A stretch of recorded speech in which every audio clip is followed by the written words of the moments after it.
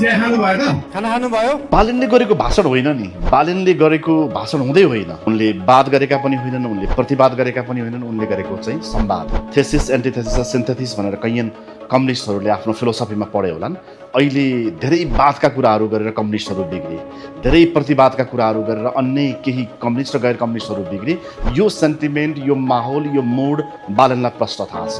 जनता संवाद चाहिरहेका छन्, उनले संवाद गर्छन्। थेसिस एन्टिथेसिस मध्ये उनले रोजेको चाहिँ सिन्थेसिस हो र उनी सामान्य कुराकानीबाट सुरु गर्छन्। खाना खानुभयो कि खानु भएन, चिया खानुभयो कि खानु भएन, कहाँको चिया खानुभयो, तरकारी कहाँबाट आउँछ।